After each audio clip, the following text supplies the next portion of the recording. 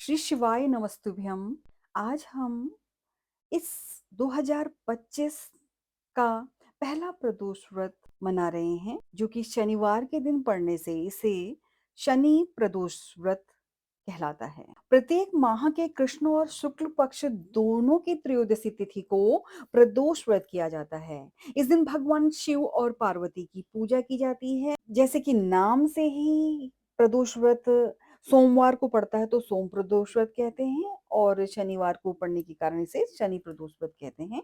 ऐसे ही अलग अलग प्रदोष व्रत के नाम होते हैं उनकी वार के हिसाब से। शनि प्रदोष व्रत के दिन भोलेनाथ के साथ ही भगवान शनिदेव की पूजा की जाती है।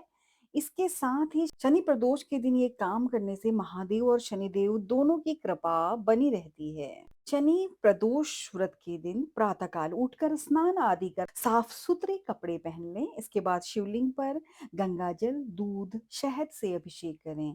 इसके साथ ही शिवलिंग पर बिल्व पत्र और धतूरा चढ़ाएं।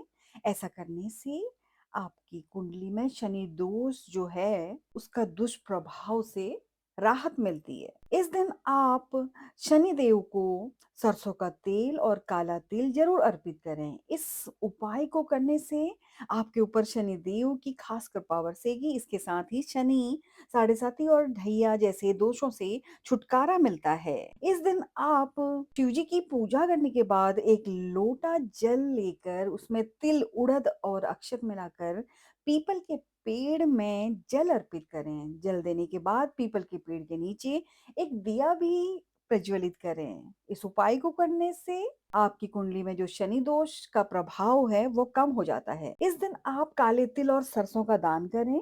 इसके दान से घर में धन धान्य की वर्षा होती है, सोया भाग्य जग जाता है। इसके अलावा शनि प्रदोष के दिन गरीब और जरूरतमंद को अन्न, धन और वस्त्र का दान करें। इससे आपके घर में सुख सौभाग्य में वृद्धि और समृद्धि आती है। कर्ज से मुक्ति के लिए गंगाजल और चावल शिवलिंग पर चढ़ाएं। शनि प्रदोष के दिन शिवजी की भाव से पूजा करने से व्यापार कारोबार में वृद्धि होती है। इस दिन शनिदेव को नीला पुष्प चढ़ाएं और नीले परिधान या काले रंग के परिधान पहनना बहुत शुभ माना जाता है, जो कि शनि ग्रह के प्रभाव को मजबूत करता है। इस दिन आप शिव और शनि के मंत्रों का जप कर सकते हैं। इसमें ओम नमः शिवाय आप जप सकते हैं, और शनि का मंत्र ओम शं शनिश्चराय नमः, ओम भक भवाय विद्महे मृत्यु रूपाय धीमहि तन्नो शनि प्रचोदयात्।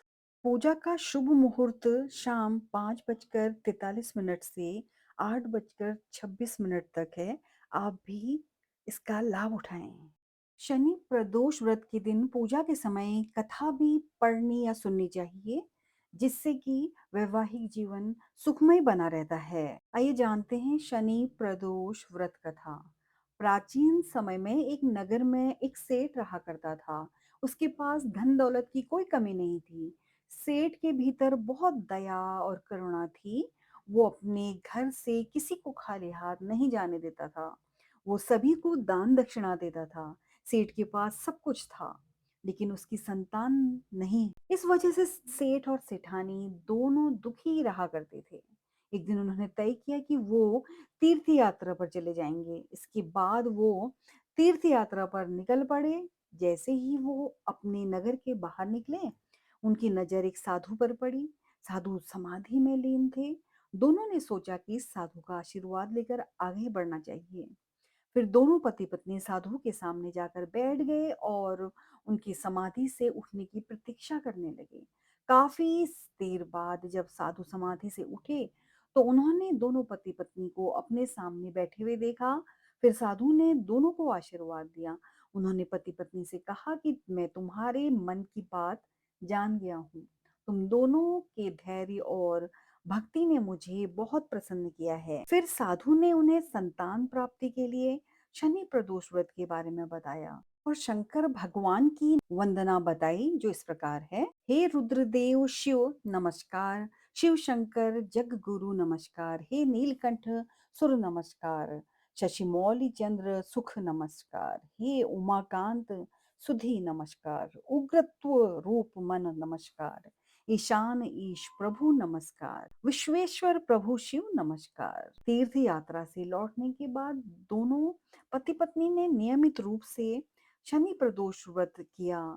कालांतर में व्रत के प्रभाव से सेठ सेठानी को पुत्र रत्न की प्राप्ति हुई और उनका शेष जीवन सुखपूर्वक बीता। आप सभी को शनि प्रदोष व्रत की अनंत शुभकामनाएं। आप और आपका परिवार स्वस्थ और सुखी हो और निरंतर उन्नति के मार्ग में अग्रसर रहे, ऐसी मेरी प्रार्थना है। श्री शिवाय नमस्तुभ्यम। धन्यवाद। ऐसे ही धार्मिक जानकारी के लिए आप मेरे चैनल को सब्सक्राइब करें। आपके मन में कोई विचार, कोई कथा आती है तो आप मुझे बताएं। मैं आपको उसके बारे में विस्तृत जानकारी देने की पूरी कोशिश करूंगी। धन्यवाद।